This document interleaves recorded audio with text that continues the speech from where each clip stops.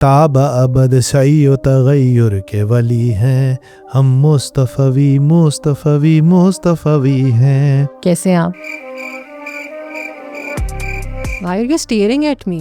I'm staring like a Gen Z would stare at you. Oh, इस stare के अंदर एक बहुत बड़ा स्टेटमेंट है, I dismiss you from your presence. आप यहाँ हैं तो, लेकिन मेरे लिए नहीं है। एक शेर बड़ा मशहूर है कि हम ऐसी कुल किताबें काबिल ज़ब्ती समझते हैं कि जिनको पढ़ के बच्चे बाप को खपती समझते हैं। जो माँ बाप की जनरेशन है, दादा दादी नाना नानी की जनरेशन है, उनको भी रियलाइज़ करना चाहिए कि ये जिस दौर के बच्चे हैं उस दौर के हिसाब से क्या हम उनको ट्रीट कर रहे हैं। क्या जवानी एक माइंडसेट है या एक उम्र है? मरने वाला खुद भी यही जिंदगी भर सोचता रहता है कि जब मैं मरूं तो मेरे बच्चों के पास, बीवी के पास एक फाइनेंशियल कंफर्टेबिलिटी हो। कभी ये सुना यार इसका बाप बड़ा ही समझदार आदमी था, इसको कौन गाइड करेगा? हम यही सुनते हैं कि जो अगली जनरेशन है ये बहुत डम्ब है। Plenty and peace breed cowards. Intelligence.com एक वेबसाइट है, उसने सर्वे किया है, 77% जेनजी की परफॉर्मेंस को अनसेटिस्फैक्टरी करार दिया। अगर भाई ये काम हम नहीं करते ठीक से, और उस पे सोने पे सुहागा ये है कि उस अक्ल के साथ हाथ में जेमिनी, क्लॉड और चैट जीपीटी आ गया। पॉडकास्ट से पहले मुझे एक चीज खाने की ख्वाहिश हुई, मैंने फोन उठाया, ऑर्डर किया, 17 मिनट में वो चीज आ गई। आज से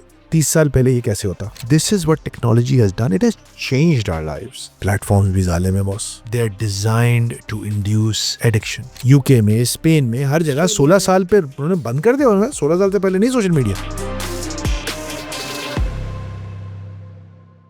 आजकल के बच्चे सुस्त हैं, काहिल हैं, जेनजी इंटाइटल्ड है, अनमोटिवेटेड है, जेनजी ऐसी है, जेनजी वैसी है, जेन अल्फा के ये मसाइल हैं।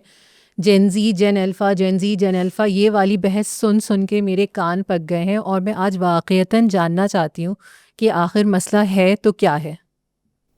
अस्सलाम वालेकुम, कैसे हैं आप? Why are you staring at me? I'm staring like a Gen Z would stare at you. Oh, a Gen Z stare. वालेकुम अस्सलाम व रहमतुल्लाह। तज़ीन, आपको और मुझे इस स्टेयर को विटनेस करने का और एक्सपीरियंस करने का कई दफ़ा एक्सपीरियंस हुआ है, और क्या ज़िल्लत आमेज़ एक महसूसमेंट होती है जब किसी यंगस्टर को, जेनजी या जेन अल्फा को, आप कोई बात कह रहे हो और वो आपके सामने खड़ा हो के बस टकराओ। आपको ब्लैंकली ऐसे तकता है जैसे वो किसी दीवार को देख रहा है और वहाँ आप हैं ही नहीं। प्रॉब्लम तो है, इस स्टेयर के अंदर एक बहुत बड़ा स्टेटमेंट है। वो स्टेटमेंट ये है, you don't know anything about me, I dismiss you from your presence. आप यहाँ हैं तो, लेकिन मेरे लिए नहीं है। ये बड़ा एक कंटेम्पचुअस, हतकामेज घुरी है, और इसको आप नज़रों का तमाचा भी कह सकते हैं, जो आजकल हर पेरेंट, बड़े भाई, खाला, फुप्पा, रिश्तेदारों को जेनजी से मिल रहा है। ये इतना पॉपुलर टर्म हो गई है कि शायद इसको डिक्शनरी में भी शामिल कर लिया गया है, द जेनजी स्टेयर, कि एक ब्लैंक कंटेम्पचुअस स्टेयर आपको दिया जाए आपकी किसी बात के जवाब में। आज हम ये समझने की कोशिश करते हैं कि ये जो बैड ब्लड है between Gen Z and the Elder generation, ये क्यों है? तज़ीन, एक सबसे पहली चीज़ तो ये है कि I think and you'll agree with me, ये कोई नई बात नहीं है। अकबर इलाहाबादी पिछली से पिछली सदी के शायर हैं, और उनका एक शेर बड़ा मशहूर है कि हम ऐसी कुल किताबें काबिल ज़ब्ती समझते हैं कि जिनको पढ़ के बच्चे बाप को खपती समझते हैं। तो बच्चे बाप को खपती तो पिछले 150, 200, 1000 सालों से समझ रहे हैं, ये कोई नया फिनोमिनन नहीं है। तो आई थिंक, और हर ज़माने की जनरेशन किसी मुख्तलिफ तरीके से रिएक्ट करती है, इसमें कोई शक नहीं है कि आज जो फैक्टर्स एट प्ले हैं वो थोड़े से यूनिक हैं, लेकिन ये जो बड़े और छोटे का फ़र्क है और लड़ाई है, इकबाल इसको इस तरह कह रहे हैं ना कि खिरत को ग़ुलामी से आज़ाद कर, जवानों को पीरों का उस्ताद कर। तो ये एक जो जनरेशनल वॉरफेयर है, ये तो बड़े ज़माने से है। और जब रसूलुल्लाह सल्लल्लाहु अलैहि वसल्लम हज़रत उसामा बिन ज़ैद को लश्कर का सरबराह बनाकर नामज़द करते हैं और भेजते हैं और उनके साथ शहर के बाहर तक जाते हैं, तो बड़े बड़े सहाबा को भी ये महसूस होता है कि ये बच्चे को सिपह सालार बना दिया। ये कोई नई बात नहीं है, ये बहुत पुरानी बात है। लेकिन ऑफ कोर्स आज जैसे हर चीज़ का शोर बहुत ज़्यादा है, तो शोर बहुत ज़्यादा है इस चीज़ का, लेकिन ये एम्पेरिकल एविडेंस था कि ये बहस तो पुरानी है। बिल्कुल ऐसे ही है। और जब मैं इसकी रिसर्च कर रही थी तो उसमें ऐसी भी फैक्ट्स आए कि 700 BC में भी जो है ऐसे मैन्युस्क्रिप्ट्स मिले हैं जिसमें आजकल के बच्चे यानी किड्स दीज डेज करके जो है स्टेटमेंट्स लिखी गई हैं। तो मेरे हिसाब से तो जो ये जेनजी स्टेयर है ये शायद मैनिफेस्टेशन है उस कंटेम्पचुअस तरीक़ाकार का जो हमेशा से जो बड़ी जनरेशन है वो छोटों के साथ करती आई है। जैसे अभी आपने जो इकबाल के शेर को कोट किया जिसमें वो ये बात कर रहे हैं कि जवानों को पीरों का उस्ताद करो, क्योंकि जवानों को जो है उनके हाथ में पावर दो। या फिर रसूलुल्लाह सल्लल्लाहु अलैहि वसल्लम जो हैं वो जवानों को जो है वो ज़्यादा कि हम एक हज़रत उसामा बिन ज़ैद ही नहीं, इस तरह के मल्टीपल ऐसे हमारे पास रसूलुल्लाह की ज़िंदगी में ऐसे वाक़यात हैं जिसमें उन्होंने छोटे सहाबा जो थे, कम उम्र सहाबा जो थे, नौजवान सहाबा जो थे, उनको जो है एम्पावर किया और उनको उनकी बात को जो है बड़ी उम्र के सहाबा की बातों के आगे रखा। तो ये तो हम हमेशा से देखते आए, लेकिन ये और हमेशा जो उसकी रेजिस्टेंस थी वो भी हमें उसी तरह से पता है, क्योंकि ये आज जैसे मैंने कहा कि ये आजकल का मसला नहीं है कि ये हम समझते हैं कि हमसे आने वाली जनरेशन जो है वो नाकारा है या कम है। ये एक बहुत पुराना एक मसला है जो कि चलता चला आ रहा है। और मेरे हिसाब से जहाँ पर ठीक है अगली जनरेशन के भी मसाइल हैं और जो हम डिस्कस भी करेंगे और हम उनके रीज़न्स को भी डिस्कस करेंगे, लेकिन वहीं पर जो ओल्डर जनरेशन है, जो माँ बाप की जनरेशन है, दादा दादी नाना नानी की जनरेशन है, उनको भी अकोमोडेटिव होने की ज़रूरत है और उनको भी रियलाइज़ करना चाहिए कि ये जिस दौर के बच्चे हैं उस दौर के हिसाब से क्या हम उनको ट्रीट कर रहे हैं या नहीं कर रहे हैं। सवाल ये पैदा होता है तज़ीन, 2 सवाल हैं मेरे। एक तो ये है कि ये क्यों होता है? ये कि मतलब अगर आप कह रही हैं 700 BC से हो रहा है, यानी कि तो ये ह्यूमन नेचर है। हुँ, मतलब ये वैसे ही है जैसे ज़ंजर ज़मीन, इस टाइप का एक फंडामेंटल हुँ, इश्यू है। तो ये क्यों होता है? और दूसरा सवाल इससे रिलेटेड है, लेकिन थोड़ा मुख्तलिफ है, वो ये है कि क्या जवानी एक माइंडसेट है या एक उम्र है? इन दोनों चीज़ों पे अगर आपका पॉइंट ऑफ व्यू मुझे मिल जाए। जो पहला सवाल आपने किया कि क्या ये ह्यूमन नेचर है, तो हाँ, ये मेरे ख़्याल में तो ये एक ह्यूमन नेचर ही है। इसलिए क्योंकि हमारे हाथ में उससे पावर जब जा रही होती है, चाहे वो ओल्ड एज की वज़ह से जा रही हो या फिर न्यू ब्लड के आने की वज़ह से जा रही हो, सो हमें एक वो लॉस ऑफ पावर महसूस हो रहा होता है। सो उस वक़्त जो चीज़ है हम बजाय इसको रियलाइज़ करने के कि ठीक है, ये वक़्त बदल रहा है, दौर बदल रहा है, ज़माना बदल रहा है और हमें तो उस हिसाब से जीना है, तो हमें उसके साथ चलना पड़ेगा और नहीं तो हमें लेकिन हम जो चूज़ करते हैं, हम ये चूज़ करते हैं कि हम अगले ज़माने को ही बुरा कहना शुरू कर देते हैं कि ये आज का ज़माना ऐसा है, आज के बच्चे ऐसे हैं, आज के। और जो आपका दूसरा सवाल है, उसका जवाब भी इसी के अंदर है कि जो जवानी है, जो आपने सवाल किया कि क्या ये उम्र है या ये एक मेंटालिटी है या ये एक सोच है। तो जो उस वक़्त जब आपके हाथ से आपको लग रहा है वक़्त बदल रहा है, चाहे किसी भी रेवोल्यूशन की वज़ह से बदल रहा हो, टेक्नोलॉजिकल रेवोल्यूशन हो या फिर ह उम्र का तकाज़ा हो कि वक़्त ज़ाहिर है कि नए लोग आते हैं, आपका अगर काम पुराने ज़माने में अगर वो मेहनत मुशक्क़त का और फ़िज़िकल लेबर का था, तो उस वक़्त ज़ाहिर है जो ज़्यादा एबल बॉडीड या जवान लोग थे, उनका ज़्यादा उस वक़्त उनके हाथ में ज़्यादा जाती थी कमान। या फिर अगर हम आज की बात करें और टेक्नोलॉजी के हिसाब से जो नए आ रहे हैं, उनको ज़्यादा पता है, उस हवाले से बात करें। तो जहाँ तक फ़िज़िकल है, तो वो तो आप एक लिमिट तक ही अपने आप को जो है वो कंज़र्व कर सकते हैं और एम्पावर कर सकते हैं। लेकिन जो जब हम बात करते हैं कि ये अगर एक स्टेट है, ये जवानी जो एक स्टेट है और ये सिर्फ़ उम्र से इसका ताल्लुक नहीं है, तो आज के दौर में तो वो बहुत आसानी से अगर हम अपनी थोड़ी-सी सलाहियतों को एक्सपैंड करें, तो हम भी इंस्टेड ऑफ थिंकिंग कि आजकल के बच्चे ऐसे हैं और वैसे हैं, हम उन चीज़ों को समझकर हम भी उनके साथ दुनिया में अपने आप को जो है अपना एक किरदार अदा कर सकते हैं। ये जो आपने एक जुमला कहा ना, ज़माना बदल रहा है, हुँ। ये तो एक मौजू है ना, हुँ, गानों का, हुँ। नग़्मों का, कुरान का भी मौजू है, ज़माना बदलता है। हदीस शरीफ के अंदर भी इस मौजू पे बात होती है। और प्रॉब्लम सिर्फ़ ये है कि ज़माना तो हमेशा बदलता ही रहता है। और अगर आप आज से 400 साल, 500 साल, 600 साल पहले भी थे, तो आपने बहुत सही कहा कि भाई कुछ नहीं होगा तो आप फिज़िकली अब वो काम करने के काबिल नहीं रहेंगे जो आपका बच्चा आपसे ज़्यादा वज़न उठा लेगा। तो भले ज़माना बहुत ना बदला हो, आपकी capacity to deal with the ज़माना कम हो जाती है, क्योंकि हुँ। इंसान डिसइंटीग्रेट करता है। सो ये बेसिकली इट इज़ कि आप ज़िंदगी को किस नज़र से देखते हैं। ज़िंदगी की एक बेसिक फ़िलॉसफ़ी है, पुराना जाएगा तो नहीं आएगा, और हम सब ज़िंदा रहना चाहते हैं, कोई मरना नहीं चाहता। बेसिकली ये जो स्ट्रगल है ना ऑफ कंट्रोल, ये मेरी नज़र में उसी ज़िंदा रहने की ख्वाहिश की एक मैनिफेस्टेशन है। अब प्रॉब्लम ये होता है कि बच्चे भी उसी ख्वाहिश की एक मैनिफेस्टेशन है कि आप कहते हैं यार मैं कितना ही ज़िंदा ले रह लूँगा तो बच्चों के ज़रिए ज़िंदा रहता हूँ। तो बच्चों को भी ना आप अपना एक व्हीकल समझते हैं कि इनके ज़रिए मैं ज़िंदा रहूँगा। वो जो हम उस दिन मूवी देख रहे थे उसमें बड़ा ज़बरदस्त वो बोलती है कि people want to live their lives through their children, कि जो मैं नहीं कर सका मेरा बच्चा करेगा, और इस जुमले को बहुत ग्लैमराइज भी किया जाता है। हाँ, ये मेरे बुढ़ापे का सहारा बनेगा। मतलब वो खुद क्या है? आपकी ख्वाहिश पूरी करेगा, आपके लिए डॉक्टर बनेगा, आपकी मर्जी की लड़की से शादी करेगा, आपके बुढ़ापे का सहारा बनेगा। एक नेगेशन है ऑफ इंडिविजुअल पर्सनल स्पेस और राइट्स, जी। और ये हर जगह से रही है।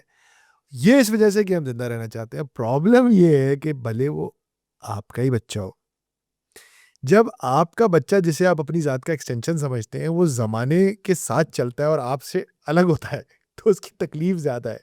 बेसिकली ये है कि मेरी बिल्ली मेरी को म्याऊं, मुझी को म्याऊं। I think this is the philosophy मेरे जहन में जो चीज़ है। और सिर्फ आजकल के दौर में, जब we quickly just get to the point of what of the podcast, इसमें तो कोई शक नहीं है ना तज़ीन के अगर आज से अभी मैंने पॉडकास्ट से पहले मुझे एक चीज़ खाने की ख्वाहिश हुई, मैंने आपसे जिक्र किया, आपने बोला जो भी मर्जी कर ले, मैंने फ़ोन उठाया, ऑर्डर किया, 17 मिनट में वो चीज़ आ गई। आज से 30 साल पहले ये कैसे होता? मैं इस ख्वाहिश का इजहार करता, या मैं अम्मी से करता, या अपने आप से करता, या किसी खातून से करता, वो उस चीज़ के लिए उसकी रेसिपी पता करती किसी किताब से। बिफोर इंटरनेट एरा की बात कर रहा हूँ मैं, 80s में 90s में। फिर वो रेसिपी निकाल कर उसको देखती कि इसमें चाहिए क्या हफ्ते 2 चीज़ है। हफ्ते के बाद आपको मिल जाता। हाँ, मतलब बहुत जल्दी भी मिलता तो एक दिन तो लगता, हुँ। 15 मिनट में मिल गया, 17 मिनट में। This is what technology has done, it has changed our lives. ज़माना जिस रफ्तार से पिछले 50 सालों में बदला है, ये मेरे ख्याल से रफ्तार मेरे ख्याल से 50 सालों में इतनी तब्दीलियां दुनिया के अंदर कुर्राए अर्ज पे, मतलब गाड़ियां ईजाद भी हुई 100 सालों में, और अब गाड़ियां वर्टिकल टेक ऑफ और लैंडिंग भी कर रही हैं। वो गाड़ियां और एयरप्लेन आसपास आए और अब गाड़ियां उड़ने की तैयारी कर रही हैं। मतलब ऐसा मेरे ख्याल से कभी नहीं हुआ। सो आई थिंक इस वजह से ये जो फीलिंग ऑफ क्या कहते हैं, पीछे रह क्या कहेंगे इसको, feeling of being left out है बेसिकली, ये बहुत ज़्यादा भी है। और दजीन, it's so easy to feel left out right now. It is so easy to feel dumb. It is so easy to feel like I know nothing right now, isn't it? It's very difficult to stay ahead of the time these days. इस पे मज़ीद हम तो discuss करेंगे, लेकिन जो बात पहले आप कह रहे थे कि माँ-बाप जो हैं अपना ही एक्सटेंशन समझते हैं बच्चों को, तो शायद बहुत ज़्यादा जो डिसग्रंटलमेंट है या जो डिसअपॉइंटमेंट है माँ-बाप को, वो भी इसीलिए होती है कि उन्हें लगता है कि मैं इस उम्र तक मैं लेवल 5 तक आ गया था, तो अब मेरा बच्चा जो है वो लेवल 6 से कंटिन्यू करेगा। लेकिन हम इस बात को भूल जाते हैं कि वो एक खुद एक इंसान है जो बच्चे से बड़ा हो रहा है, तो वो अपना लेवल 1 से ही स्टार्ट करेगा। हो सकता है कि वो आपसे जल्दी लेवल 6 तक पहुँच जाए, लेकिन वो शुरू से ही शुरू करेगा। सो आप उसको अपने पैमानों पर मत जाँचें, उसको उसके पैमानों पर जाँचें। ये भी एक बहुत बड़ा रीज़न होता है डिस्ग्रंटलमेंट का, और इस लेबलिंग का कि बच्चे जो हैं वो बेकार हैं और समझ नहीं रहे, और मैं बता रहा हूँ। और हमारा एक बहुत बड़ा होता है ना कि मैं अपने एक्सपीरियंस से तुम्हें बता रहा हूँ, तो मेरे एक्सपीरियंस का तुम फ़ायदा लो। लेकिन वो एक्सपीरियंस किसी दूसरे का एक्सपीरियंस से फ़ायदा मेरे ख़्याल में वो इतना नहीं लिया जा सकता जितना कि खुद एक्सपीरियंस करके। लिया भी जा सकता है, लेकिन हर जगह नहीं लिया जा और सकता। उस लेवल तक नहीं लिया जा सकता। इस वजह से आप खुद जब उससे गुजरते हैं तो फिर आपको उसका रियलाइजेशन होता है। तो एक ये बहुत बड़ा प्रॉब्लम तो है। जो अभी डंब होने की जैसे कि आपने बात की, तो एक बहुत बड़ा मसला, जैसे जब जेनजी स्टेयर को भी डिकोड करते हैं, जो उनसे पिछली जनरेशन है, चाहे वो मिलेनियल्स की हो गई या फिर जेन एक्सर्स। जेन एक्सर्स की हो गई, तो वो उसको एज अ डम्ब रिएक्शन क्या डिकोड पागलपन करते है हैं ये? कि ये एक डम्ब हरकत है। और कॉमनली भी हम यही सुनते हैं कि ये जो अगली जनरेशन है ये बहुत डम्ब है, इनके दिमाग माऊफ हैं, ये डम्ब हैं और ये लेज़ी हैं। तो लेज़ी शायद हो सकता है क्योंकि हम सब पिछली जनरेशन, क्योंकि जितनी भी हमारी मराहत हो गई, चाहे वो न्यूट्रिशनल हो गई, कितनी आसानी से हमें आटा चावल चीनी मिल जाता है, हम कितने आसानी से खाना पका लेते हैं, कितने आसानी से पढ़ लेते हैं, हेल्थ केयर हो गया, दवाएं हो गई, ये सारी चीज़ें सारी जो ईजाद हुई इनके बाद जो हमारा क्वालिटी ऑफ लाइफ हुआ, तो हर जनरेशन हो सकता है अपनी पिछली जनरेशन से lazy in the sense of physical labour ज़रूर हो रही होगी, मगर डम्ब इस पे मेरा अपना एक मेरी समझ है, जो मैंने जितना देखा पढ़ा और सोचने की कोशिश की, मुझे ये समझ में आता है कि हम बहुत आसानी से ये लेबल लगा देते हैं कि जेन ज़ी डम्ब है या जेन अल्फ़ा के ब्रेन रॉटन है क्योंकि वो ब्रेन रॉट देख रहे हैं या जो कुछ भी है। मुझे ये समझ में आता है कि हर दौर में, चाहे हम 1800s की बात कर रहे हों, चाहे हम इंडस्ट्रियल रेवोल्यूशन से पिछले ज़माने की बात कर रहे हों या फिर उसके उस दौरान की बात कर रहे हों या उसके बाद की बात कर रहे हों, हर ज़माने में जो क्रिएटिव थिंकिंग है और क्रिएटिविटी है और क्रिटिकल थिंकिंग है, ये जो दोनों चीज़ें हैं, जो दोनों सीज़ हैं, ये हमेशा से एक नायाब करेंसी रहे हैं। ये एक ऐसी चीज़ रहे हैं जो कि बहुत कम पाई जाती थी। अगर लाख हैं तो उनमें से 10 के पास ये सहूलत होती होगी, या इसका कोई भी एक रेशियो है। अगर हम अज्यूम कर लेते हैं कि लाख में 10 हैं जो कि क्रिएटिव थिंकर्स हैं या क्रिटिकल थिंकर्स हैं, तो पिछले ज़मानों में जब इंडस्ट्रियल रिवॉल्यूशन नहीं हुआ था तो वो फ़र्क नज़र आता था कि हमें बहुत कम इमाम नज़र आते थे, बहुत कम हमें स्कॉलर्स नज़र आते थे, हमें बहुत कम साइंटिस्ट नज़र आते थे। लेकिन विद इंडस्ट्रियल रेवोल्यूशन हुआ ये कि हर चीज़ जो है वो फॉर्मलाइज़ हो गई, एजुकेशन फॉर्मलाइज़ हो गई, एजुकेशन जो है वो बहुत ज़्यादा अवेलेबल हो गई, लोगों तक पहुंच गई। तो ये जो फ़र्क था, ये फ़र्क हमें थोड़ा-सा दब गया, क्योंकि बहुत सारी इस रेवोल्यूशन ने बहुत सारी मीनियल जॉब्स होती हैं जो कि बिल्कुल एक, जिसे कहते हैं ना कि बस एक मशीन की तरह जुत जाना और चलते जाना, सुबह शाम रात वही चीज़ें चलती जा रही हैं। Everyone got employed, everyone got at a position जहाँ पर वो कुछ ना कुछ कर रहे थे। अब जो रीसेंट एआई रेवोल्यूशन विद जो हमारा पिछले 20-30 साल में जो टेक्नोलॉजी का रेवोल्यूशन और जो आर्टिफिशियल इंटेलिजेंस का जो रेवोल्यूशन आया है, उसके बाद दोबारा से जो क्रिएटिविटी है और क्रिटिकल थिंकिंग की जो करेंसी है वो दोबारा हाई हो गई है। आपको दोबारा जॉब्स पर उन लोगों की कीमत और कदर नज़र आ रही है जो कि ये सोचते थे, और उन लोगों की कीमत कदर जो कि एक क्लर्की वाली जो जॉब्स होती थी, जो कि अब बहुत आसानी से आप जो हैं वो AI 2 कर रहे मिनट हैं, में एआई में, क्लाउड में डालो, जेमिनी में डालो, 2 मिनट में आपको इसका जवाब मिल जाता है। रोबोट्स कर रहे हैं। रोबोट्स कर देते हैं आपको, वो तमाम लोग जो हैं वो फारिग नज़र आए। तो अब का जो बच्चा है जो इस दौर में जिसको कुछ कहीं पहुंचना है, उसके पास ये सलाहियतें होनी बहुत ज़रूरी हैं। और चूंकि ये हर ज़माने में बहुत नायाब रही थी, पिछले ज़मानों में आपको पता नहीं चली, इतना फ़र्क आपको नज़र नहीं आया, लेकिन अब आपको नज़र आ रहा है, तो आप कह रहे हैं नहीं, कि ये पिछले डम हो ज़माने गए में हैं। फ़र्क नहीं नज़र आया। पिछले ज़माने में बगैर क्रिटिकल थिंकिंग वाले लोगों की भी खपत थी। जी। मतलब तो आपको लग रहा था पाकिस्तान कि वो के फ़ाल इधर हैं ठीक है कुछ ना, कुछ में। कमाता का जाता है ना, हाँ, हाँ, बिल्कुल। कमा का जा रहा है, जी, नौकरी पे जा रहा जी। है, ठीक है, हुँ, बीवी बच्चों का पेट पाल लेता है, बिल्कुल। वो कोर्ट में जज साहब की कुर्सी पीछे करता है, फिर आगे करता है, ये नौकरी है। हुँ, वो एक बंदा बाहर निकल के आवाज लगाता है, हुँ, नौकरी है। हुँ, एक बंदा बैंक में नोट गिन रहा है, जी, ये नौकरी थी। ये सब नौकरियां थी ना भाई, हजारों लाखों। जी। तज़ीन मेरे ख्याल से 50-60-70% लोग जो नौकरियों पे थे। फैक्ट्री में एक बंदा, उसका काम है पैकेट को यूं किया, आगे बढ़ा दिया। एक बंदे का काम है सुई में धागा लगाना है, कर रहा है, वो 25 साल से एक ही काम कर रहा है, उसमें कोई ग्रोथ नहीं है, उसमें कुछ नहीं है, वो वही मिनिमम लेकिन उसकी नौकरी लगी हुई है और ब्लू लोगों को कॉलर, वो नज़र आ रहा है कि वो वो नजर आ रहा है, फ़ाल। काम करता है, इज्जत से अपने घर हुँ, वालों का रोजगार चला रहा था, तो वो थे जैसे भी। लेकिन उनके उनकी एक वैल्यू थी, हुँ, आप समझ रही हैं, वो इंटेलेक्चुअल नहीं थे, क्रिटिकल थिंकर्स नहीं थे। आपने सही कहा, ज़माने में शायद हमेशा ही कम होते हैं, लेकिन ये जो मेजोरिटी वाले लोग थे, इनके लिए नौकरी की अपॉर्चुनिटीज़ थी।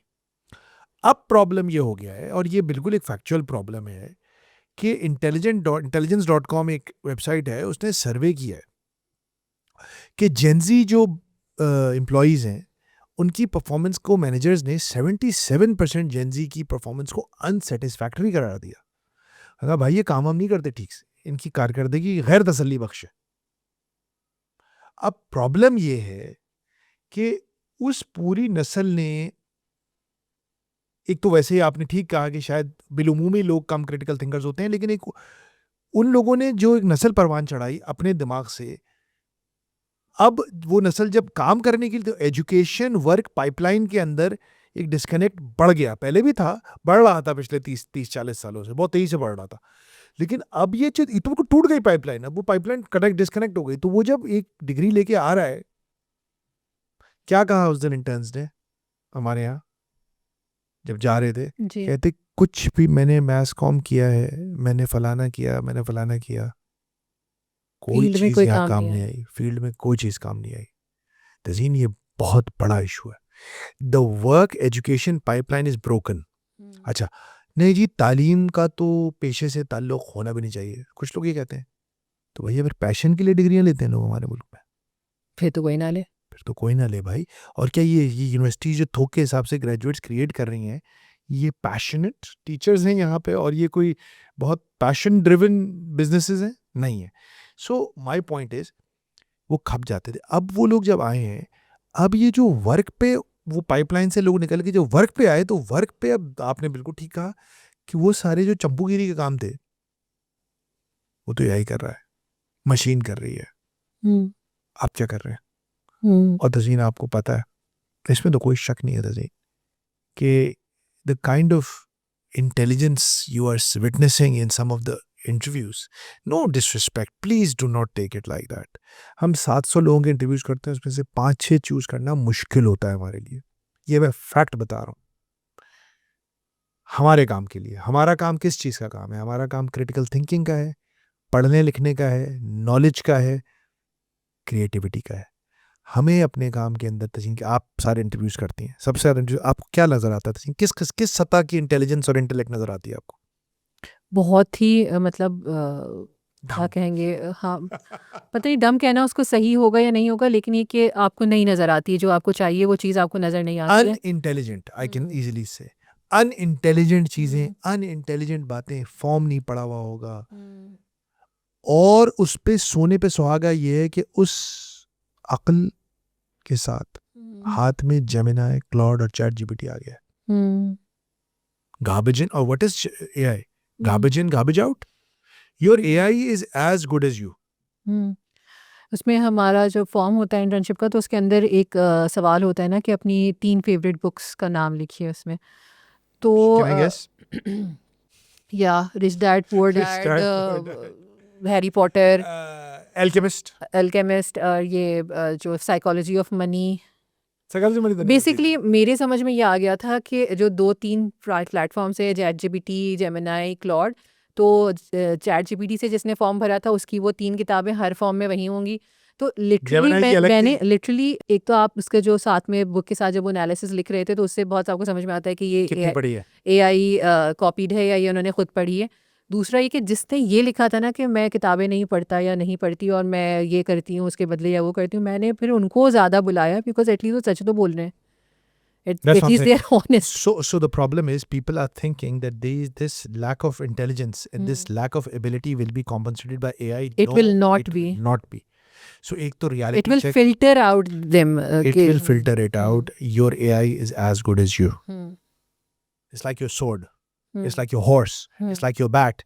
आप जितने अच्छे खिलाड़ी हैं, मैं विराट कोहली का बल्ला हाथ में लेकर भी क्या कर लूंगा? कुछ नहीं। मैं नहीं कर सकता कुछ। तो आप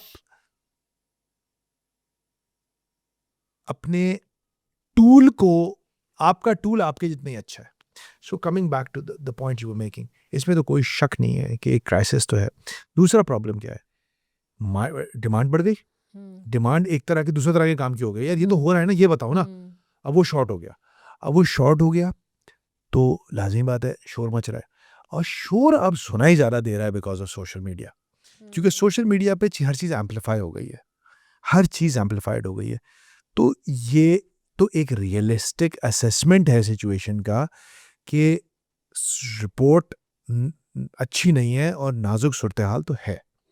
आप ये कह रही हैं हमेशा से थी, ठीक है हमेशा से होगी, लेकिन हमेशा से उन लोगों का काम चल जाता था, अब नहीं चलतेगा। अभी काम नहीं चल रहा। तो इसीलिए इट्स हाई टाइम कि हम ये रियलाइज़ करें कि बजाय इसके कि हम ये बोलना शुरू कर दें कि ये डम है और ये ऐसे हैं और ये वैसे हैं, तो हम देखें कि हमने इनकी परवरिश में या इनकी जब जड़ें तश्कील पा रही थी उस वक्त हमने उस वक्त उनको क्या दिया। एक बहुत बड़ा मसला जो कि हम वैसे भी सुनते हैं कि बिकॉज़ वो उसमें पैसा ज़्यादा था, या फिर बिकॉज़ इस वजह से कि उसमें जो है वो आपको ग्रोथ ज़्यादा नज़र आ रही थी, तो आपने क्या किया कि वो ह्यूमैनिटीज़ की जो क्रिटिकल थिंकिंग की जितनी भी फील्ड्स थी उनको साइड लाइन कर दिया, उनको कम कर दिया। उससे नुकसान ये हुआ कि ज़्यादा लोग जो हैं वो साइंस पढ़ रहे हैं। अब वो साइंस पढ़ के जितने इंजीनियर निकल रहे हैं, जितने डॉक्टर निकल रहे हैं, क्या वो सब लायक हैं? क्योंकि जो लायक हैं वो तो चले जा रहे हैं बाहर, Yes, उनमें से जो क्रीम है वो चली वो जा कहती रही है है। भाई पाकिस्तान में मुझे बाकी सब जो है वो एक कैनेडी के पास है और फ्रेंच फ्राइज का ठेला लगाना है। No offence to French fries का ठेला लगाना है, entrepreneurship is the right way, but the thing is कि उसको ज़रूरत नहीं थी एनईडी में 4 साल गुजारने की, वो पुलाव उसको बेच नहीं रहा है, ज़रूरत थी आईबीए में अगर वो 4 पुलाव वक्त बेच रहा गुजारने है की। तो पार्टनर को गलती हो गई है, कुछ बच्चे को मसला हो गया है। वो मे बी वो कुछ और ऐसा पढ़ता या कुछ ऐसा करता या वो culinary आर्ट्स में चला जाता और वो यही कर और लेता। तजीन देखिए, एक बात तो चले आपने सही कहा कम थे, लेकिन तजीन मेरे ख्याल से दुनिया की तारीख में ऐसा वक्त तो कभी भी नहीं आया जब लोगों को ये बात का इदराक ना हो कि सोचना समझना अच्छी चीज़ है।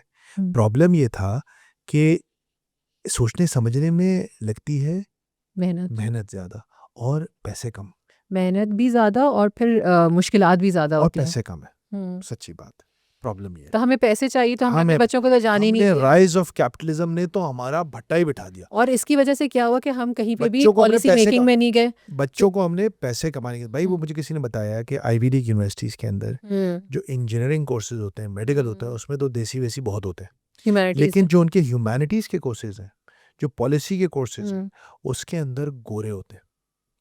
Because they move the world around ना। ये जो पॉलिसी मेकर्स होते हैं यही दुनिया बनाते हैं ना। ये कहते हैं आप उधर हैं ही नहीं, आप बहुत बेहतरीन, आपके 1000 इंजीनियर निकल रहे होंगे, 4000 डॉक्टर निकल रहे होंगे, लेकिन वो कितनी फील्ड में आ पाते हैं, लीडर्स कितने परफॉर्म कर पाते हैं। हाँ, कितने इंजीनियर्स होते हैं, कितने डॉक्टर्स होते हैं, आप बताइए।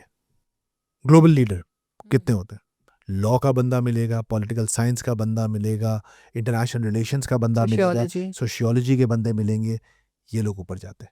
इवन जर्नलिज्म में भी बहुत लोग होते हैं। So because those fields require critical thinking, they prepare you for the unknown. So उसके लिए वहाँ पे वो चीज़ तो अगर कोई अफलातून हमारे यहाँ पैदा हुआ भी था तो हमने उसको जोत दिया था यूनिवर्सिटी की पढ़ाई में। और दूसरी बात मैं पॉइंट यहाँ में करना चाह रहा था कि आप ऐसा भी नहीं कह सकते कि मुझे खबर नहीं थी, क्योंकि कुरान आज से 1500 साल पहले बार बार आपको कह रहा है, अफला यतदब्बरून अल-कुरान, तुम सोचते नहीं हो। अल्लाह ताला कह रहा है कि तुम में से सबसे ज़्यादा अक्लमंद लोग वो हैं, अक्ल वाले वो हैं जो उठते बैठते लेटे करवट एक बात सोचते हैं।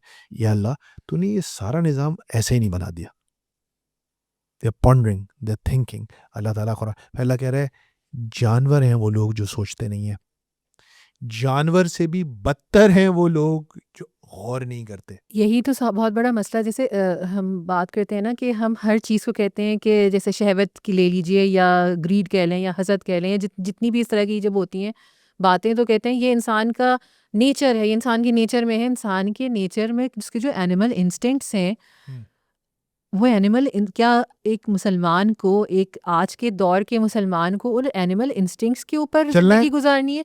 क्योंकि ये तो बहुत क्लियरली कुरान में मसला ये है कि हमने ये बात नहीं समझते, हम ये बात नहीं समझते हैं कि वो तमाम चीज़ें जो एनिमल इंस्टिंक्ट्स थी आपके अंदर, हज़रत आदम में, इंसान के अंदर, आदम के अंदर जो इंस्टिंक्ट्स थे एनिमल, वो एनिमल इंस्टिंक्ट्स उसको ड्राइव कर रहे थे उसकी ज़िंदगी के तमाम उमूर को।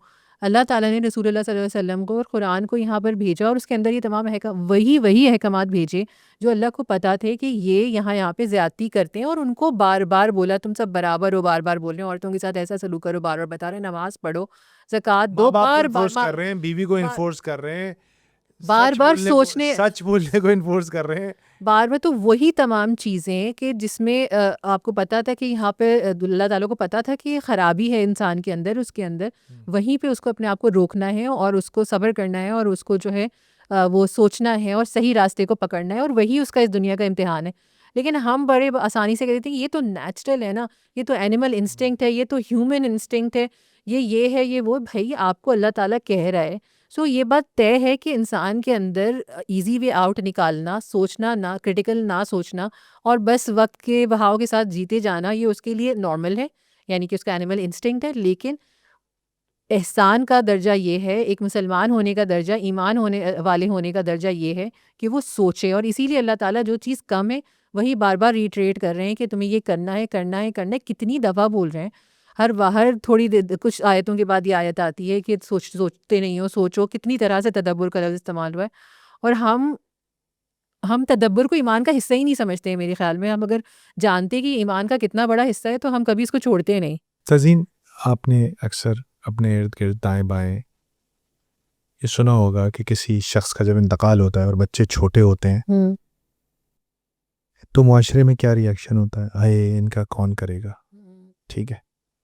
और जब कोई अपने बीवी बच्चों के लिए अच्छी खासी चीज़ें छोड़ के गया होता है तो उस पर बात होती है कि हाँ, Good किराए for का you. इनको कोई परेशानी नहीं होगी, उसके पास था, उसने छोड़ के गया। और इस सिर्फ ज़माना नहीं कहता तज़ीन, लोग खुद मरने भी मरने समझते हैं। वाला खुद भी यही ज़िंदगी भर सोचता रहता है कि जब मैं मरूं तो मेरे बच्चों के पास, बीवी के पास एक फाइनेंशियल कंफर्टेबिलिटी हो। तज़ीन कभी ये सुना यार इसका बाप बड़ा ही समझदार आदमी था, इसको कौन गाइड करेगा? हम्म, कभी सुना है? हम्म। यार इसको कौन गाइड करेगा? हमारी करेंसीज में वो करेंसी ही शामिल नहीं है ना यार क्रिटिकल इसके थिंकिंग सर की। से बाप का साया उठ गया, इसको कौन गाइड कौन करेगा? यार इसकी माँ चली गई, इसकी माँ तो इसको बड़ा समझाती थी, इसको कौन समझाएगा? कभी सुना है? ये सुनोगी नहीं तुम कभी इस बात का मातम नौहा नहीं देखोगी कि मेरे पास कोई हकीम शख्स जिससे मैं सीखता था, जो इसका साया था, जिसके जरिए मैं 99% केसेस के अंदर आप सुनते हैं उसके फाइनेंशियल वेलबींग का तारीफ, शुक्र है बच्चों के लिए छोड़ के गया।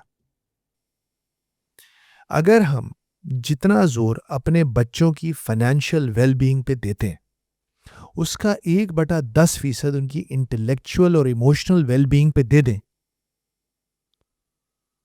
तो रिजल्ट्स पूरे मुल्क में बिल्कुल मुख्तलिफ हो जाए।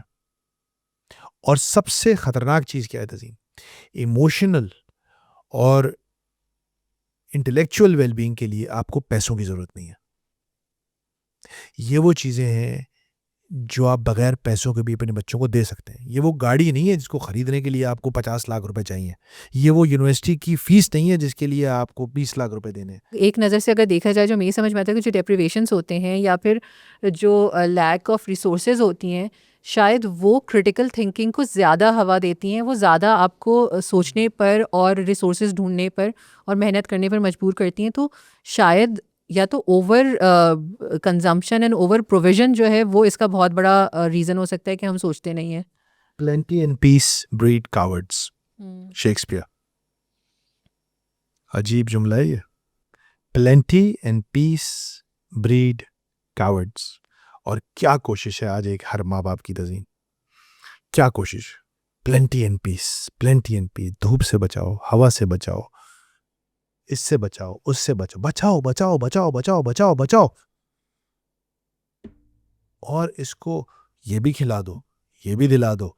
बच्चा के कमरे में चलने फिरने की जगह खत्म हो गई, इतने खिलौने भर दिए। पागलपन। ये है वो माइंडसेट जिसकी, और फिर आपने जब कावर्ड बना दिया उसको, देखिए इंटेलेक्ट को ट्रिगर करने के लिए बहादुरी चाहिए होती है, क्रिटिकल थिंकिंग को ट्रिगर करने के लिए बहादुरी चाहिए होती है। क्या बहादुरी चाहिए थी? इब्राहिम ने कहा सितारा बड़ा अच्छा है, चमक रहा है, शायद ये खुदा है। चांद नजर आया, कहा नहीं नहीं नहीं नहीं नहीं, अपने आप को डिनाई किया ना। ये बहादुर आदमी करता है। वो आदमी कर, अपने आप को रद्द किया उसने। तो अपने आप को कौन रद्द करता है? बहादुर आदमी करता है ना। सबसे बड़ी मुश्किल तो अपने आप को रद्द करने में आती है। सबसे बड़ा तीसमार खान तो वो होता है जो खुद की नफी कर दे। इब्राहिम अलैहिस्सलाम अपने आप की नफी कर रहे हैं और हर बड़ा आदमी करता है। तो क्या नजर आया कि सबसे बड़ी चीज इंटेलेक्ट और क्रिटिकल थिंकिंग को डेवलप करने में होती है करेज। आप उनको बना रहे हैं कावर्ड्स। तो ये है मसला। मैं पेरेंट्स की बात बार बार इसलिए कर रहा हूँ तज़ीन, क्योंकि हम इससे बरी ज़िम्मा हो नहीं सकते। मुझे बहुत गुस्सा आता है, आपको पता है कभी गैदरिंग में भी होता है कि जब ये हम पलट के बच्चों को लान तान और वो शुरू करते हैं, तो मैं कहता हूँ ये कैसे हो गया, ये कहाँ से आया था? ये इंपोर्ट किया था आपने चाइना से, टैंक कंटेनर के अंदर 25 बच्चे आ रहे थे, मैंने इसका मॉडल डाला अमेज़ॉन पे और मंगवा लिए बच्चे। ये 18 साल का ऐसा पका पकाया मुझे बर्बाद, इम्बेसिल, नाकारा, निकम्मा, नालायक।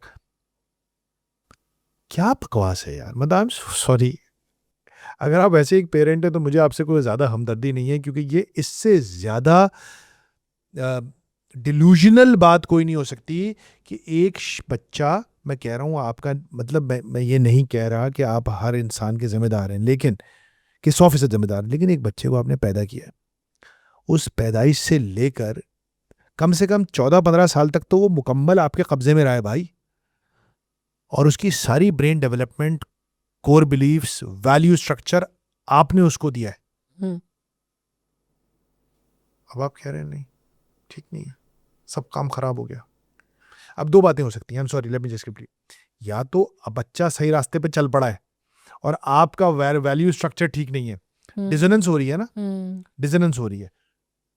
या तो आपने बच्चे को जिस चीज के लिए तैयार किया था वो एग्जैक्टली वही कर रहा है और आपको वो अच्छा नहीं लग रहा। दोनों ही बातें हो रही हैं मेरे ख्याल में, तो ये दोनों ही चीज़ें हो रही हैं क्योंकि जैसे हम जब इंटाइटल्ड हैं बहुत, जेन Z is an entitled generation, ये बात की जा रही होती है ना, उनकी इंटाइटलमेंट होती है, आते भी हैं, मतलब छोटी छोटी चीज़ ले लें।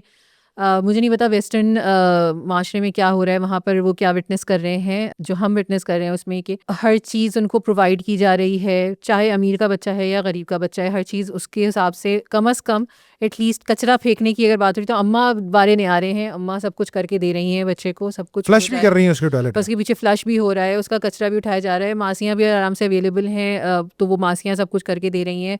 सो होता हम क्या देखते हैं कि ऑफिस में भी आए हैं और उन्हें खाया और उनका कचरा यूँ पड़ा हुआ है, ये डस्टबिन है, ये कचरा यहाँ पड़ा हुआ है, उस पर कॉकरोच आ रहे हैं, उस पर छुट्टियाँ आ रही हैं। सो आपको थोड़ा सा एक शौक लगता है कि हैं ये क्या बचपना क्यों कर रहे हैं यहाँ पे, मतलब अब जितने भी यंग आए इस उम्र के तो आए ही हैं ना कि और प्रोफेशनल एनवायरनमेंट में काम करने के लिए आए हैं, तो आपको ये रियलाइजेशन तो होगा ना कि यहाँ का कोई डिकोरम होगा, कोई तरीक़ेकार होगा। सो हम ये देखते हैं कि मसला ये कि घर में भी यही हुआ, फिर जब वो स्कूल जाते थे तो पिछले स्कूल में तो एक अलग ही टॉक्सिक, पिछले ज़माने के स्कूल में तो और ही टॉक्सिक होता था कि मार कुटाई और बेइज्जती और ये सब कुछ होता था। और आज के स्कूलों में ये होता है कि बेसिकली जो बच्चा है आपका वो कस्टमर है, तो वो तो खुदा है, तो उसकी तो और हो रहा है कि वो 10 आया ही पीछे लगी हुई हैं और उनको वहाँ पर भी किसी सफाई करने की ज़रूरत नहीं है। वो अगर यूँ फेंकता भी है तो पीछे से आया कि किसी की मशीन की तरह उसको उठाकर फेंक देगी। तो मैं एक एग्जांपल दे रही हूँ कि just by the example of littering आपको ये नज़र आ रहा है कि वो जो पढ़ा लिखा बच्चा भी अगर आपको आ रहा है तो वो इतनी सारी चीज़ों के ऊपर उसने तो कभी ध्यान ही नहीं दिया कि मुझे इसको यहाँ डालना था, इसलिए कि जब वो यूँ रखता था और वो गायब हो जाता था this is a very important तो वो पॉइंट, ऑफिस में भी वही काम कर रहा है। This is a very important point of the podcast where I think I should discuss the word entitlement.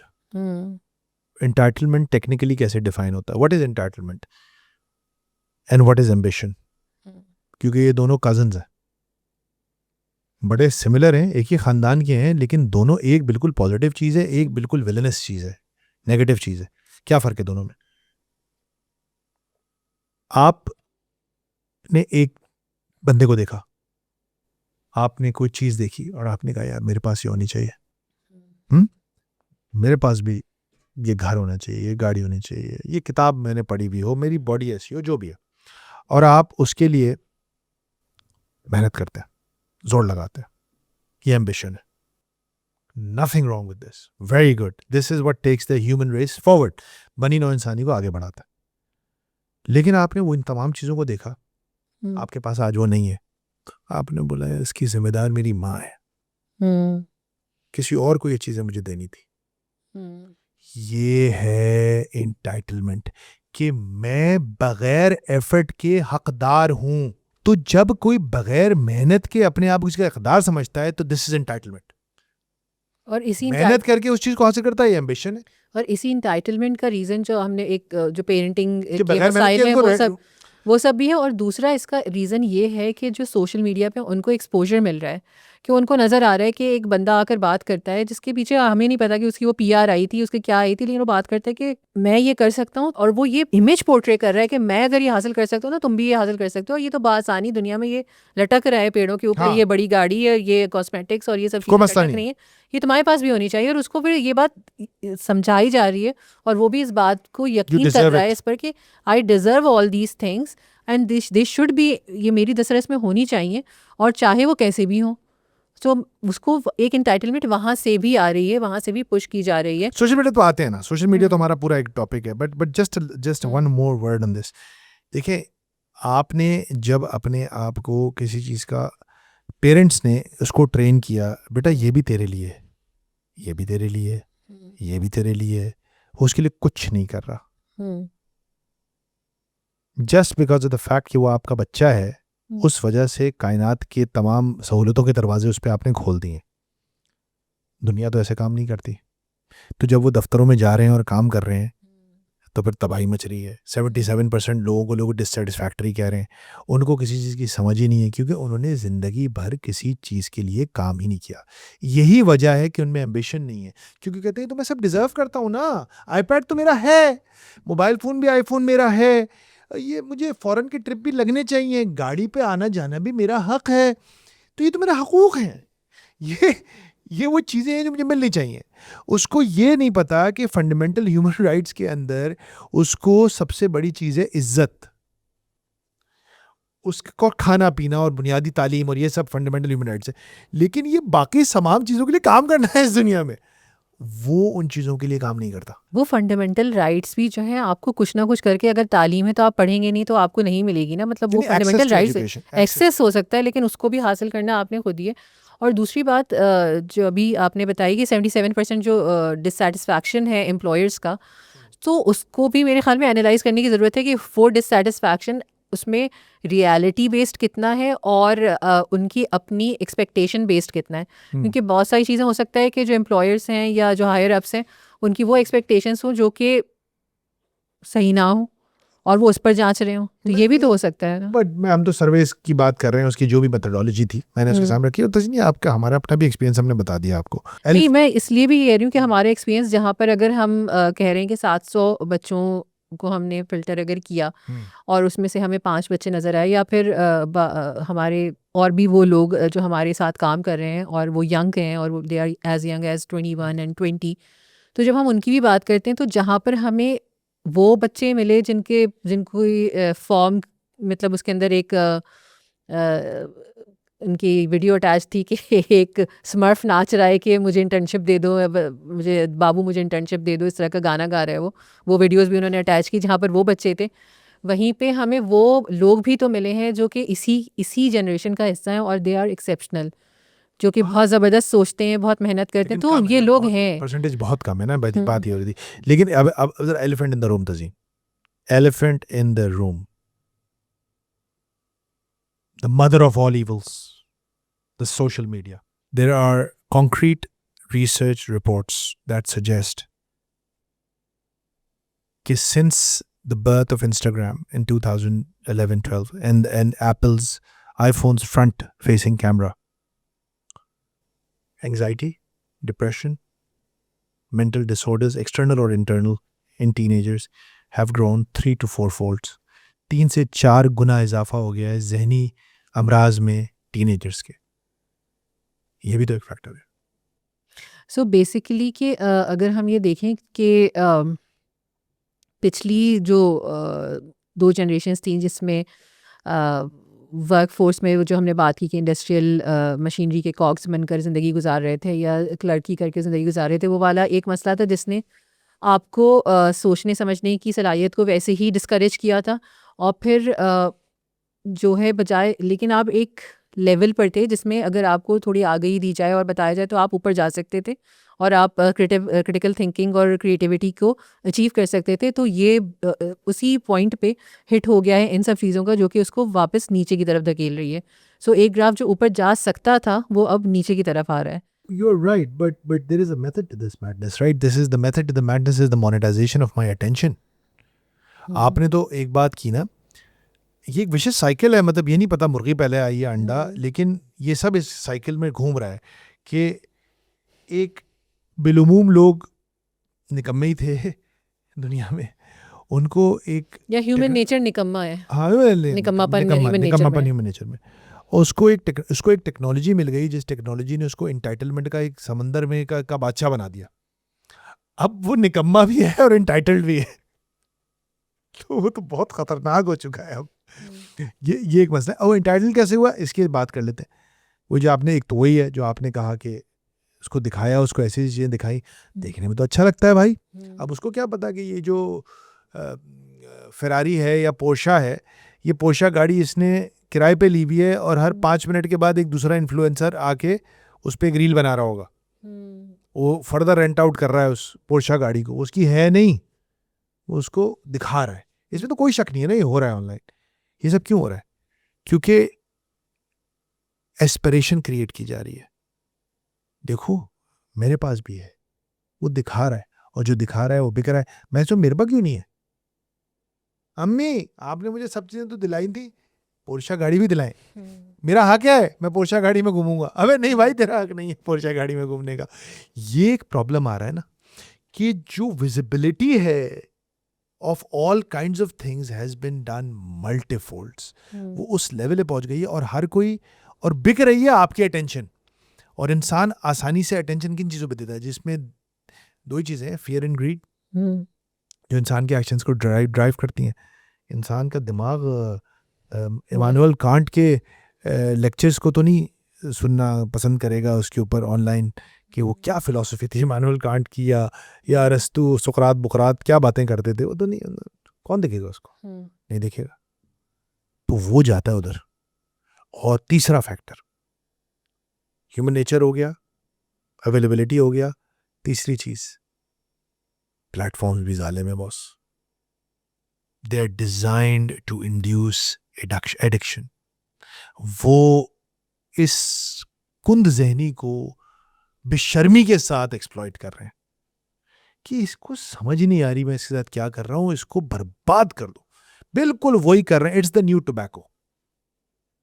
जो तुम्हें पता है ना तजीन के वो टोबैको में पहले male virility, female fertility, attention, focus, पता नहीं क्या क्या चीजें दिखा के टोबैको को बेचा है 50s और 60s में। ये पीने से ये कुछ होता है, बेच दिया, बन गए trillionaires. It's the new tobacco, it's being done purposefully, इसमें कोई शक नहीं है। और मैं फिर कहता हूँ, मुझे सबसे लीस्ट बदमाश प्लेटफॉर्म यूट्यूब लगता है, क्योंकि उसके ऊपर आपको जो लॉन्ग फॉर्म कंटेंट है और इंटेंशनल ब्राउजिंग है, उसमें ये जो है ना short form, it is so addictive. I think उसमें ये रीज़न है कि उसकी दो इकोनॉमी है ना, उसकी शॉर्ट्स की इकोनॉमी अलग है और लॉन्ग फॉर्म की इकोनॉमी अलग है, तो उसमें शायद दोनों तरह के लोग होते हैं। वो भी हैं जो स्क्रॉल कर रहे हैं और वो भी हैं जो आई फाइंड इंटेंशनल यूट्यूब पे व्यूइंग कर कचरा। रहे हैं। देखिए, एक तो बड़ी सिंपल सी बात है, प्लेटफॉर्म को ब्लेम करना आसान है, लेकिन सच्ची बात यह है कि it takes an algorithm 2 hours to find out who you are. वो आपके 2 घंटे के ब्राउजिंग पैटर्न्स को रीड करता है और फिर आपको उसी के हिसाब से चीज़ें क्यूरेट करना शुरू कर। 2 hours, 2 घंटे में, अब शायद इससे भी कम में ही पता चल जाता 2 है। घंटे में एल्गोरिथम आपको, अब तो सोचते हैं और वो दिखा देता है। हाँ अब तो सोचते हैं दिखा देता है, या सुनता है और दिखा देता है, लेकिन 2 घंटे लगते हैं उसको। वो आपको फेंकेगा, एक चीज़ फेंकेगा। आप 5 रील देख रहे हो, उसमें एक वो आई, आपने वो रुक के देखिए, एवरेज व्यू ड्यूरेशन बढ़ गई, तो फिर 5 में से 2 हो जाएंगी। आपने दोनों देख ली, फिर वही 5 में आने 3, लगेंगे। फिर वो आने लगेंगी। मेरे साथ हुआ है ना, मेरे साथ कोको के लेने के बाद से मुझे बिल्ली की रील्स आती रहती है। बिल्ली बिल्ली बिल्ली, मैंने कहा कितनी बिल्लियां दिखाओगे मुझे। तो अरे, और शायद वो तो आपको भी आ रही होती हैं, बिकॉज़ हम देखते हैं उसको, रुक के हम रिलेट कर रहे होते हैं, हम देखते हैं तो सो वही द आती है। पॉइंट इज, वो तो बड़े सीधे, वो कहते हैं और चाहिए और लो।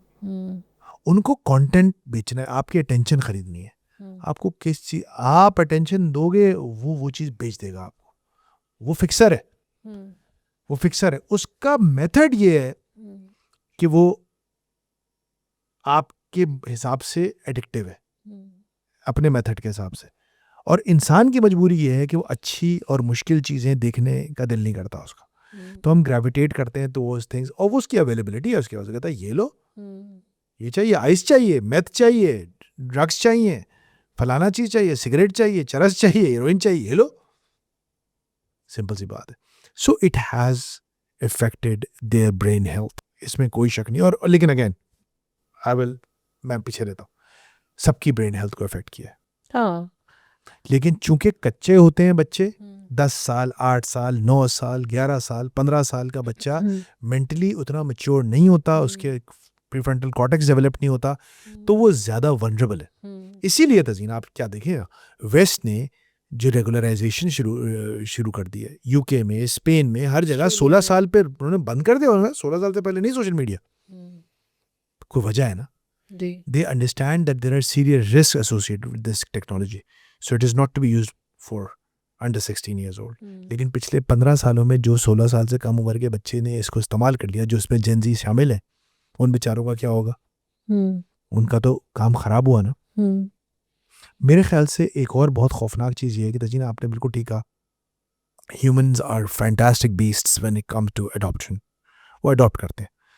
मेरे ख्याल से इस वक्त एक बहुत बड़ा जो कोहराम ज़्यादा मचा हुआ है, वो इस वजह से ही मचा हुआ है कि ये पूरी कायनात और दुनिया का निज़ाम एक फ्लक्स में है। वो बड़ा प्यारा कोट है, ज़रार भाई अक्सर बोलते हैं कि किसी फ्रेंच राइटर का है कि the old world is dead while the new struggles to be born, now is the time for monsters. हर तरफ मॉन्स्टर्स है। इस कौमों के निकम्मेपन, इंसान के बुनियादी फितरती निकम्मेपन और इंटरनेट के लीथल कॉम्बिनेशन ने दुनिया भर की डेमोक्रेसीज का बेड़ा गर्क कर दिया है। ये जो rise of the far right देख रहे हैं, ये जो ट्रम्पिज्म देख रहे हैं, ये जो फराज आ रहा है, ये जो लपेन आ रही है, हमारे यहाँ रेसिज्म जो हमारे मुल्क में हो या रहा है, हमारे यहाँ जो रेसिज्म है, या एंड्रयू टेट्स को देख रहे हैं, ये सब क्यों हो रहा है? ये उस निकम्मेपन का, फितरत का और अवेलेबिलिटी ऑफ फिक्सर्स का एक खतरनाक इम्तिजाज है। तो ये खतरनाक वक्त है बनी नो इंसानी के लिए, लेकिन we will find a way. The humans will find a way. These things will settle down. We will adopt. ये है सबसे interesting part. What does the future lie for the youngsters and the old people? इस नए दुनिया में तज़ीन हम कैसे कामयाब हो? ये है ना एक्शन पॉइंट. एक्शन पॉइंट बिल्कुल यही है। और इस नई दुनिया, पुरानी दुनिया, हर दुनिया में कामयाबी का जो राज है वो एक ही है, और वो वही है, और वही कुरान है, और वही अल्लाह की अताअत के अंदर है। और अल्लाह ने जो आपको चीज़ें बताई हैं वो वही को हमारा हर चीज़ जाके बीइंग अ मुस्लिम हमारी उसी प्रिंसिपल से जाके अटैच होती है कि चाहे कोई भी दौर हो, कि ये आने वाले तमाम दौरों के लिए रसूलुल्लाह सल्लल्लाहु अलैहि वसल्लम नबी बनाकर भेजे गए थे, और आने वाले तमाम दौरों के लिए ये किताब नाजिल की गई थी। उससे पहले ज़रूरत थी तो चेंज होती रहती थी, ये आखिरी किताब है, ये आखिरी नबी है। तो इसके अंदर कोई अल्लाह की बहुत बड़ी मसलहत है ना। और जो चीज़ें हमें उस किताब के अंदर बताई जा रही हैं, जो जिन वैल्यूज़ को हमें फॉलो करने के लिए कहा जा रहा है, जैसे हमने अभी बात की, तदब्बर करने की बात की है, या कनात करने की बात की है, या फिर चैरिटी करने की बात की, हम जितने ईविल्स देखते हैं उन तमाम ईविल्स का हमें जो सद्बाब है वो हमें कुरान में मिलता है। सो इसका और कोई हल नहीं है सिवाय इसके कि हम वापस जाएं और हमें जो अल्लाह ताला हमसे चाहते हैं वो नहीं, वो इंटरप्रिटेशंस नहीं जो हमने अपने फ़वाइद के लिए बना ली हैं, उन इंटरप्रिटेशंस की बात नहीं हो रही है, उस एक्चुअल हुक्म की बात हो रही है जो अल्लाह ने दी है। What is the one most relatable learning from the Quran for modern times? आपके ख्याल से सबसे एक कोई चीज़ अगर लेनी हो? जो हमने मुस्तकिल अभी अपनी पूरी पॉडकास्ट में जो बात की है कि सोचने की सलाहियत, सोचने तदब्बर की करने की सलाहियत, हर बात को सोचना, सवाल करना उस पर, उसके बारे में तहकीक करना, उसके लिए अपने दिन रात गुजार देना कि ये जो अल्लाह ने कहा है इसका मतलब क्या है, और इस दुनिया में जो मुझे मिला है, ये मेरे आगे माइक रखा हुआ है, इसका क्या काम है, ये कैसे काम करता है, ये मेरे कैसे काम में आ सकता है, किसी और के कैसे काम में आ सकता रिफ्लेक्शंस, क्रिटिकल थिंकिंग. है। एग्जैक्टली। एक बड़े मज़े का वाक़या सुनाता हूँ. जब 1972 या 73 की इस्लामिक और ओआईसी कॉन्फ्रेंस हुई तो उसके लिए एक नगमा बना था. वो नगमा था, हम ताब अबद सई व तगय्युर के वली हैं, हम मुस्तफ़वी मुस्तफ़वी मुस्तफ़वी हैं. हमारे एक दोस्त हैं, एंटरटेनमेंट और फिल्म ड्रामा टीवी के बड़े माहिर हैं. उन्होंने बताया कि ज़िया के आने के बाद पीटीवी पे इस गाने को बैन लग गया था, क्योंकि ये सही तगैयर करने कह रहा है। मैंने कहा, उन्होंने तो इस वजह से लगाया हुआ सही और तगैयर को थोड़ा एक्सप्लेन कर दीजिएगा। मैंने कहा कि यार ये तो मज़ा ख़राब हो जाएगा अभी पहले जुमला. मैंने कहा कि वो उन्होंने तो खैर इस वजह से लगाया होगा कि ये भुट्टो की एक कामयाबी की निशानी था ओआईसी, लेकिन मानवी तौर पे भी सही पाबंदी लगी थी, क्योंकि डिक्टेटरशिप्स का सबसे बड़ा प्रॉब्लम ही होता है. हम ताबा अबद सही और तगय्युर के वली हैं, हम चेंज और स्ट्रगल के दोस्त हैं. सही स्ट्रगल एंड तगय्युर इज चेंज, अडॉप्शन, चेंजिंग. और हम वली हैं. तो ये जो शेर है ये बेसिकली हम मुस्तफ़वी हैं जो ये बता रहे हैं. तो मुस्तफ़ा सल्लल्लाहु अलैहि वसल्लम जो हैं उनका शेवा था कि वो सही करते थे, यानी वो स्ट्रगल करते थे और वो चेंज लेकर आए थे, वो तगय्युर में बिलीव करते थे और उन्होंने तगय्युर किया. उन्होंने he was a revolutionary. Muhammad की लेगेसी है. जब ये कह रहे हैं ना हम मुस्तफ़वी हैं, हम ताबा अबद सही और तगय्युर के वली हैं, हम मुस्तफ़वी मुस्तफ़वी भाई मुस्तफ़ा की लेगेसी ये है कि वो मेहनत करते थे और वो चेंज लाते थे, चेंज में बिलीव करते थे. हम चेंज में बिलीव करते हैं. रिफॉर्मिस्ट हैं हम लोग, हम रिफॉर्मर्स हैं. ये है लेगेसी. तो बेसिकली कौन लाता है? सोचने वाला लाता है, जो दिखता है यार ये हो रहा है, इससे फ़ायदा तो नहीं हो रहा, तो फ़ायदा कैसे होगा लोगों को? इस पॉलिसी से तो सिर्फ 2% लोगों को फ़ायदा हो रहा है, ये ठीक नहीं है. इस पॉलिसी से तो सिर्फ गोरे लोगों को फ़ायदा हो रहा है, ये ठीक नहीं है. इस पॉलिसी से मर्दों को फ़ायदा हो रहा है, ये ठीक नहीं है. ये कौन करेगा भाई? जो सोचेगा ना, जिसका कोई कंपस होगा वही करेगा. सो ये सबसे बड़ी एक्शन पॉइंट है. और इसका incentivise, let us throw an incentive along with this advice. वो ये है कि हम जानते हैं कि आप और हम सब मनी माइंडेड है. हमारे लिए अपने बच्चों की फाइनेंशियल स्टेबिलिटी और सिक्योरिटी बहुत पैरामाउंट है।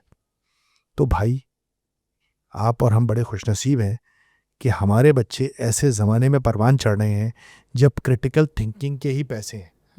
कम से कम अब सोच लो। अब सोच लो पहले क्या था तज़ीन कि ये क्या होता था, आपको पता है ना कि डिविंची, माइकलएंजेलो, बीथोवन, मोज़ार्ट, गज़ाली, इब्न सीना, इनका काम फाइनेंशियल डिविडेंड्स नहीं देता था। तो क्या होता था, इनको वक्त के अमीर लोग गालिब के बारे में आते, शोरा हो गए, स्पॉन्सर्स इनको स्पॉन्सर करते थे, यार ठीक है यार हम आपको ये दे रहे हैं, आप ये बना, उनके वजीफे बन जाते थे, या तो रियासत बांधती थी या कुछ उमरा बांधते थे। उमरा भी कितने अच्छे थे, वो CSR के तौर पे लोगों को सपोर्ट करते थे क्योंकि it didn't make financial sense. तो ये बेचारे इस वजह से ज़्यादा फले फूले नहीं क्योंकि फाइनेंसिस का मसला था, पैसा नहीं फ्लो करता था इनकी डायरेक्शन में। अब तारीख में पहली मर्तबा पैसा फ्लो कर रहा है टुवर्ड्स क्रिटिकल थिंकर्स और ऑन मैस ट्रिगर कर रहा है। आप अपनी आई से कुछ भी करवा सकते हैं अगर आप सोचना जानते हैं। तो मुझे ये लगता है कि this might be the greatest age of human history. हमारे आगे हम इंसानी तारीख का सबसे बेहतरीन ज़माना देखने वाले, अभी नहीं, अभी ये फौरी टाइप, ये सेकेंड वर्ल्ड वॉर का दौर है।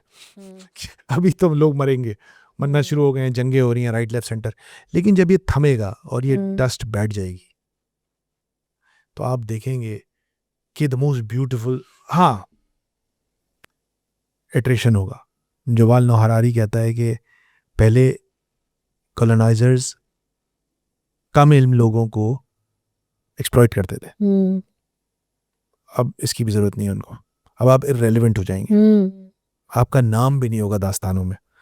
तो या तो आपका नाम नहीं होगा या फिर दुनिया बड़ी खूबसूरत होगी, चॉइस आपकी है। और आज की जो ये पॉडकास्ट थी, जो मैंने ये स्टीरियोटाइप्स और इन सब चीज़ों की बात की, बेसिकली होता क्या है कि जब हम इन चीज़ों को स्टीरियोटाइप करते हैं ना कि जेंजी स्टेयर, जेंजी ये, जेंजी वो, मतलब वाक़तन मेरे कान वाकई पक गए हैं। और वो लोग जिनको इसका मतलब भी नहीं पता, जो बस जस्ट बिकॉज इट्स ट्रेंडिंग वो बोले जा रहे हैं जेंजी जेंजी जेंजी। वो लिटरली कल परसों जो है मैंने कोई एक बात देखी, किसी यानी कि 10-12 साल के बच्चे की प्रेफरेंसेस की बात हो रही है और जेंजी बोल रहे हैं। मैंने कहा तुम वो तो जेन अल्फा है, वो तो जेंजी है भी नहीं।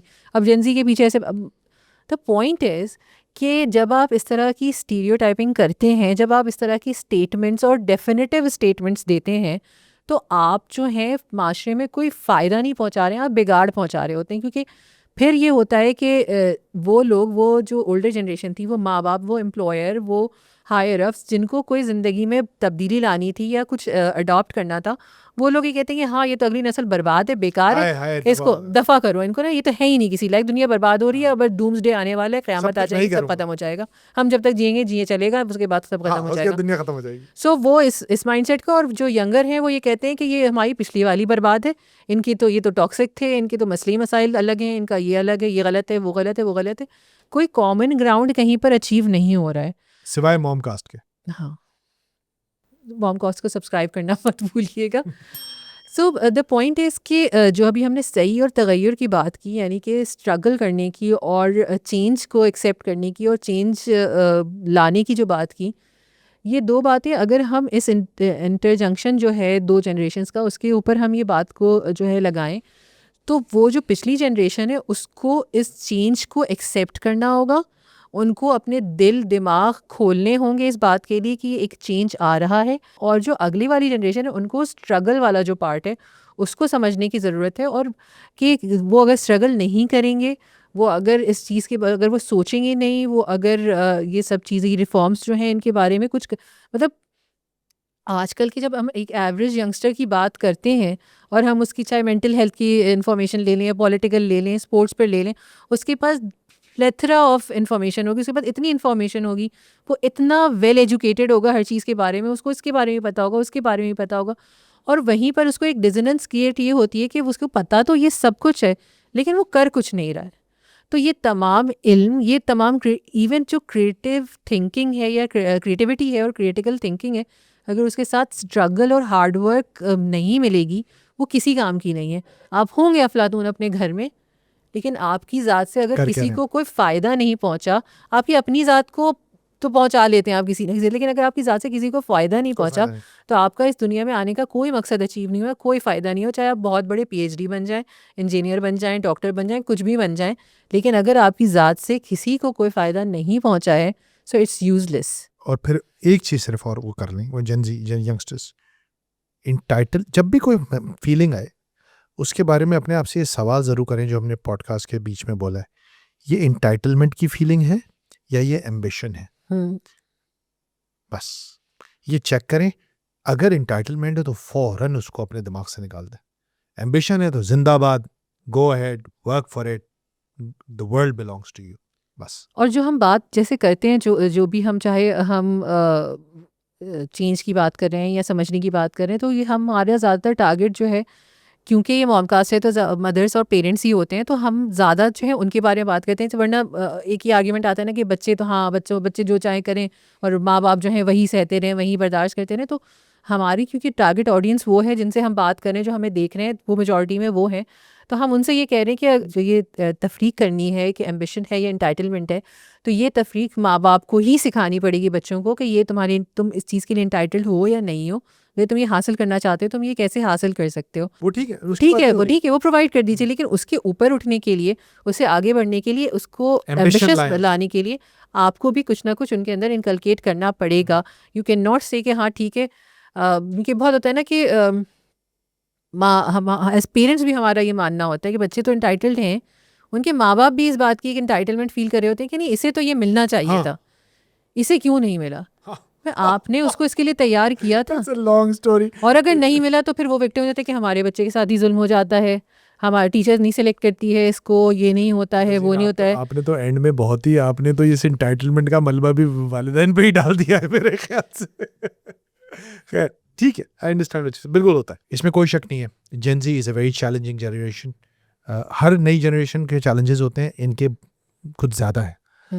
इसमें एक बहुत बड़ा फैक्टर टेक्नोलॉजी, एक तो ह्यूमन नेचर का है कि हर जाने वाली जनरेशन नई जनरेशन को बुरा समझती है, बेवकूफ़ समझती है। एक तो वो है, तो वो तो कोई वेल फाउंडेड नहीं है। लेकिन जो कुछ सबूत हैं वो ये है कि टेक्नोलॉजी, एजुकेशन सिस्टम, मिलेनियल और जेन एक्स पेरेंट्स की पेरेंटिंग, उनके मिजाज, और सोशल मीडिया टेक्नोलॉजी में अगर इसको भी शामिल कर लें, तो ये 4-5 चीज़ों ने मिलके आपके लिए मुश्किलात तो बहुत खड़ी कर दी हैं। और दूसरा ये कि आपके माँ बाप ने आपको प्रिपेयर जो ज़िंदगी के लिए किया था, ये वो दुनिया नहीं है, तो आपके साथ तो हैंड हो गया है। तो मैं ये नहीं कह रहा कि सिर्फ माँ बाप देखें, I am addressing the Gen Z as well, the younger generation as well. You are responsible for your life. बड़ा प्यारा डायलॉग है उसका, कौन सी फिल्म है वो आमिर खान की, जिसमें दंगल, जिसमें वो बोलता है तेरा बाप हर जगह तुझे बचाने नहीं आएगा। तो मेरे प्यारे बच्चों, बाबा और मम्मा हर जगह बचाने नहीं आएंगे, और प्यारे माँ बाप आप भी हर जगह जो है अपने बच्चों को बचाने के लिए नहीं पहुँच सकते हैं। सो आपको इस बात को रियलाइज़ करना पड़ेगा, अपने बच्चों को सोचने समझने वाला बनाइए, तदब्बर करने वाला बनाइए। आज की पॉडकास्ट अगर आपको अच्छी लगी है तो मॉमकास्ट को सब्सक्राइब ज़रूर करिएगा, हमारी वीडियो को लाइक करिएगा, और अगर आपके कोई कमेंट्स हैं, कोई क्वेश्चंस हैं, तो आप कमेंट से भी कर सकते हैं, और हमें themomcast@gmail.com पर ईमेल भी कर सकते हैं। अस्सलाम वालेकुम।